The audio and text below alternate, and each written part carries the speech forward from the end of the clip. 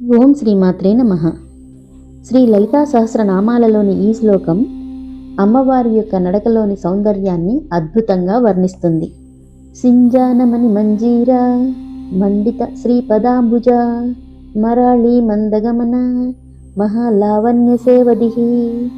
సింజాన అంటే మధురమైన ధ్వనిని చేస్తున్న, మణి మంజీర రత్న ఖచ్చితమైన అందెలు, మండిత అలంకరించబడిన, శ్రీపదాంబుజ లక్ష్మీప్రదమైన పద్మాల వంటి పాదములు కలది, మరాళీ మందగమన హంస వంటి మెల్లని విలాసవంతమైన నడకల కలది, మహాలావణ్య సేవదిహి గొప్పదైన సౌందర్యానికి నిధి వంటిది, మధురంగా శబ్దం చేసే మణిమయమైన అందెలు అలంకరించబడిన పద్మాల వంటి పాదములు కలది, హంసవలే ఎంతో మందగమనంతో నడిచేది, అనంతమైన సౌందర్యానికి ఒక నిధి వంటిది ఆ జగన్మాత. అమ్మవారు నడుస్తుంటే ఆ అందెల నుండి వచ్చే ధ్వని వేదనాదం.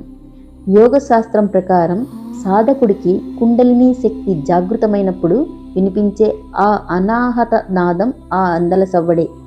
మరాళి అంటే హంస. హంసకు పాలను నీటిని వేరు చేసే వివేకం ఉంటుంది. అమ్మవారు హంస నడకతో వస్తుంది అంటే తనను నమ్ముకున్న భక్తులలో వివేకాన్ని మేల్కొల్పుతుందని అర్థం. ఆమె నడక మందగమనం అంటే భక్తుల కోసం ఆమె నిలకడగా ప్రశాంతంగా అనుగ్రహాన్ని పంచుతూ వస్తుందని భావం. మహాలావణ్య సేవదిహి. లావణ్యం అంటే కేవలం బయటికి కనిపించే అందం కాదు, ముత్యంలో ఉండే మెరుపు వంటి సహజమైన సిద్ధమైన కాంతి.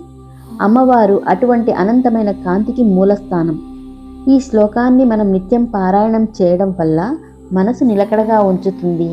సంగీతం, నృత్యం వంటి లలిత కళలను రాణించాలనుకుంటే వారికి ఈ శ్లోకం చాలా గొప్ప బలాన్ని ఇస్తుంది.